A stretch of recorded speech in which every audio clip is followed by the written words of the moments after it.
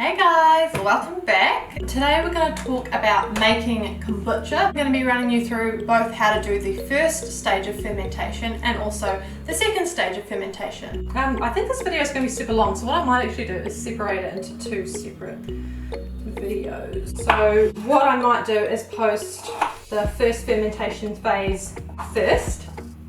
So that'll be on my channel already if you want to go watch that. The first stage of fermentation is the initial making of the base kombucha without any flavouring. And the second fermentation is the bottling of the kombucha and adding the flavours. I'll be taking you through my process and what I do and the recipes that I like and that I use. For me, this is probably, I think, my 5th or 6th fermentation cycle using this gear and this equipment. So I'll show you what I use and the recipes that I have, the flavourings that I've been enjoying, and talk you through the process from start to finish. Right, so I'm going to be just going through the gear really quickly. It's really basic kitchen equipment. There's a couple of things that you might not have that you can easily pick up. You can order them online, or you can go into like a home appliance or like, you know, anything that sells any kitchen gear. So I'll just run you through what I have here. So you'll need something to cut on, so a chopping board and a knife. I use a little measuring jug that has a spout, which is handy for pouring into the bottles. I have bottles with a,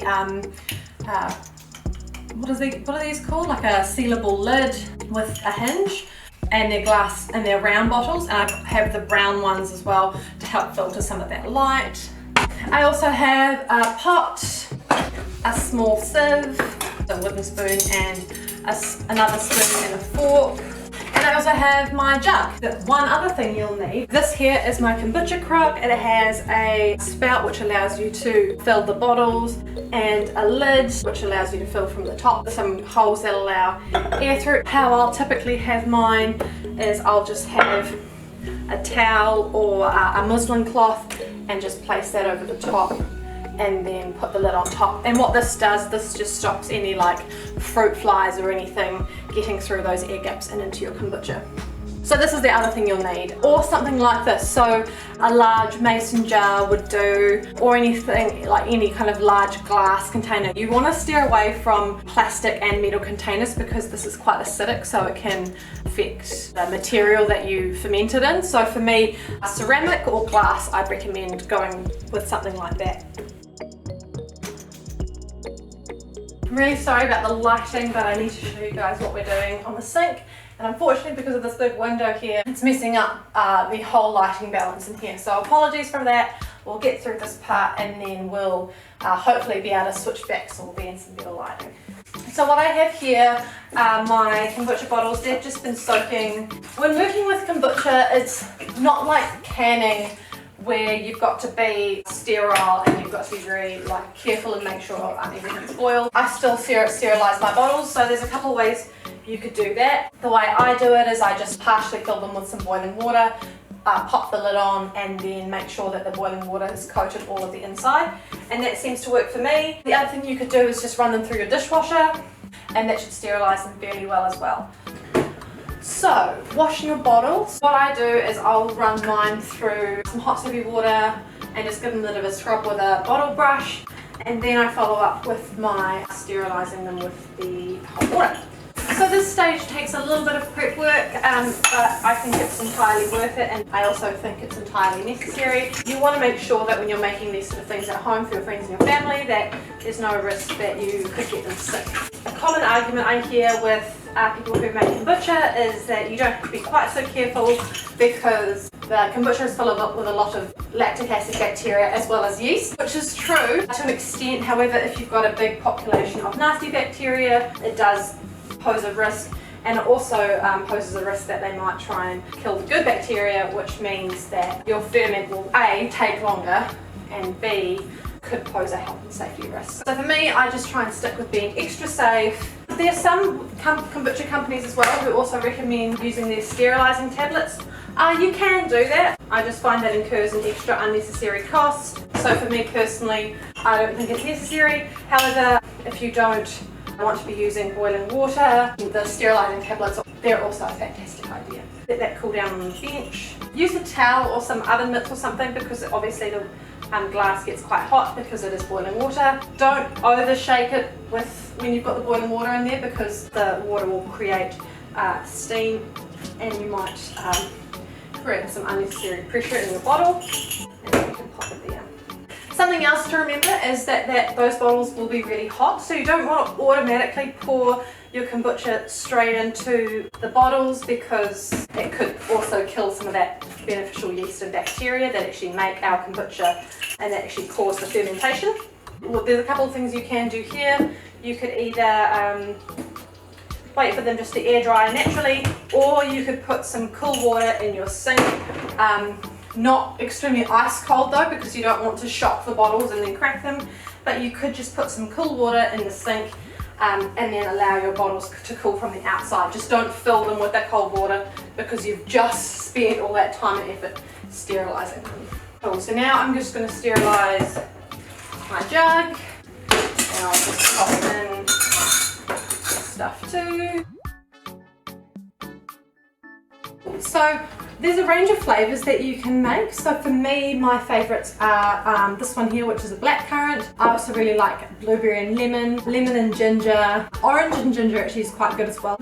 The world's really your oyster when it comes to flavouring. The key to your flavouring is you want to make sure that there's some sort of sugar in your flavouring. So that could come through in fruit, or a little bit of honey, or some sugar. Just something in there that gives the bacteria and the yeast something to feed on, so that they can ferment and cause your carbonation to happen properly. Right, so what we're going to be starting with today, we're going to do a lemon and ginger one. We have our bottle here.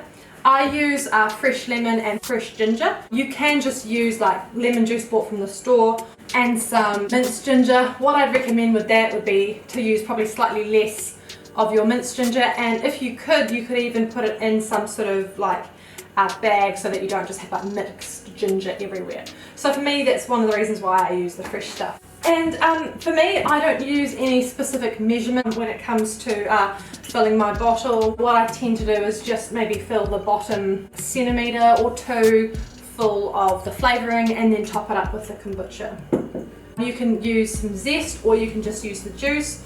I've used both. When I use the zest, I have to be quite careful not to add too much, because if you add too much, it can be a little bit bitter.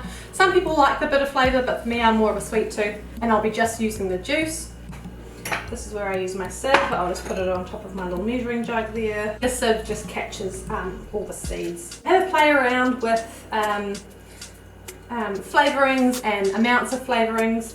Oh, something else I meant to mention as well. You can choose between bottling into several smaller bottles like this one, or to bottle into something big like this guy here. There are advantages and disadvantages to both. Obviously, if you do it in one big batch, there's less messing around. I do mine usually always in the smaller bottles, because what I like to do is just do lots of different flavours, because I'm still learning and understanding what flavours I like. You can do it into one big bottle, as long as the big bottle again as well is glass, and it has your seal top lid. Easily can do it in one of those as well. Something else I've heard people do for flavourings is use herbs and other spices. This is completely up to you, and completely up to what your taste preferences are like. I really like a good fruity flavour. I'm going to try in the future, as the seasons progress, do some more flavours. So I've heard melons can be quite good. So watermelons, or like rock melons, or anything like that. So at the moment I'm actually growing some watermelons, so I might try those. And yeah, and just play around with it. I'm just cutting up my ginger into chunks. You could grate it. I just kind of haphazardly cut mine up into like chunks. The key to this one is you want to make sure that you can get them easily in the bottle and easily out of the bottle. How much ginger you add, completely up to you.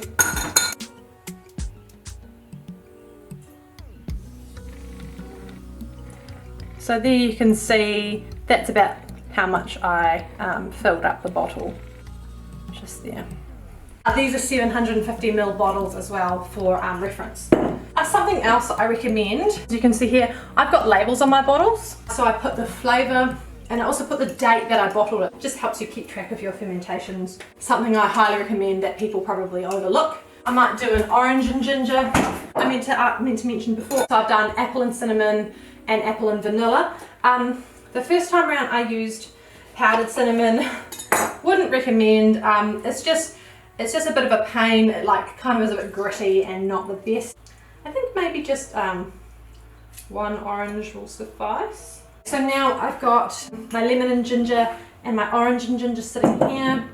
So the next flavour I'm going to do is my black currant. So I'm just going to pour a little bit of black currant. I'd highly recommend using fresh black currants. You'll just probably have to again make sure that you add a bit of sugar or syrup. Black currant. Right, last flavour. This one's going to be a blueberry lemon. For me, I use frozen blueberries because we're out of season with blueberries at the moment, but you could use fresh. There are two ways that you can do this. You could either just pop them in straight into your bottle with a little bit of honey or sugar. What I tend to do is just put them in a pan. So I just put maybe a quarter of a cup of blueberries. Those blueberries have been sitting in the freezer for a little bit, so they're a little bit icy. So what I'd recommend, if you had fresh blueberries or if you had frozen blueberries that weren't covered in so much ice, would be just to add a little bit of water in with that too. Because there's quite a lot of ice on there already, I'm just going to do it as is. And then maybe just, I don't know, a tablespoon of sugar. So what I'm doing essentially is just making a little bit of a blueberry syrup. And then we'll put this on the heat. There's our blueberries and a little bit of sugar. So we'll just put them on the heat. You could just do blueberries if you wanted. I like to add just a little bit of lemon. I find it brings the flavour of the blueberries out a little bit better. So apologies if you can hear any background noise. My neighbours are currently baling hay, so there's like 2 tractors with their machinery going. So apologise if you can hear that noise. And to top it all off, there's also a ride-on lawnmower running as well. So what I'm doing now is I'm just trying to mash those blueberries slightly. This just helps with releasing some of the flavour. So you can do this with any berries for that matter. So if you're making up your own blackcurrant cordial, if you were to make up your own, I'd recommend doing the same thing. Just put your blackcurrants into a pan with a bit of sugar and a bit of water. So what you're looking for here is just for some of that water to evaporate and to make like a little bit of a syrup. I just kind of eyeball it as to when I think it is ready. So while we're chatting, I'd love to know, you guys, do you have any kombucha flavour recommendations that you think I should try? I would love to hear your thoughts in the comments below. I've also liked the ones with a little bit of ginger in them. So maybe let me know, are there any other kind of, aromatics that you would recommend adding? So yeah, so keen to hear your guys' thoughts about some kombucha flavourings to try. That's probably pretty good. There we got a nice little syrup there. So what I do with my berry syrup, in this case it's blueberry, is I'll just pour it out into the jug to cool that off just a little bit. You don't want it to be boiling hot when you add your kombucha. So I just pour my syrup in. If you get a couple of blueberries in there, like, I wouldn't stress about it. In fact, I think they're kind of, I'll usually just add a couple, on purpose. So I think it just gives it a little bit of extra flavour. Here are our 4 bottles ready to be filled.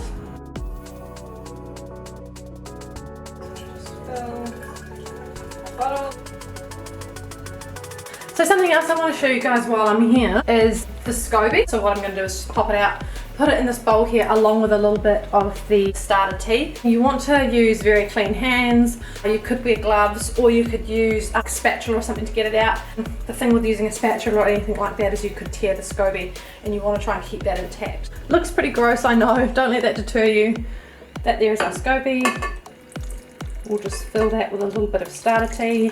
This here was what you use for your first ferment. If you don't have a kombucha SCOBY already, you can buy one online. There are a couple of websites that do that.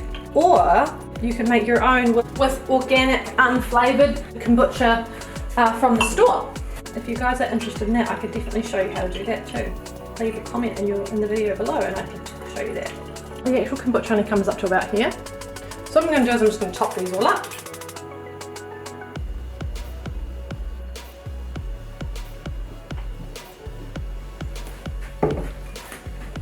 Once you've done that, just pop all the lids on.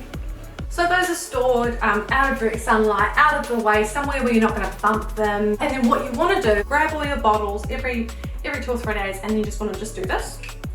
Just that. And that's called burping your bottles, and that will help release some of that pressure that's building up in there so your bottles don't explode. But you don't want to leave them open all the time because then your kombucha won't carbonate properly. So kombucha likes to be fermented anywhere between 24 to 30 degrees Celsius. If you didn't have those sort of temperatures happening in your house regularly, you could use like a heating wrap. The ferment will still happen at lower temperatures. It just might take a little longer, so maybe instead of the 10 to 14 days, you might have to push that out maybe into even 3 weeks. So yeah, that's how you flavour and bottle kombucha. I will have the process for the first round of fermentation linked here. I'll also put it down in the description below. And yeah, like I said, comment any flavours that you have tried or that you think would be good in kombucha. Let me know, maybe any flavours you've even seen in store. Also, if you like this video, make sure you like it and share it. That would really help. And subscribe to my channel if you haven't already. But until then, guys, I'll catch you later. Bye.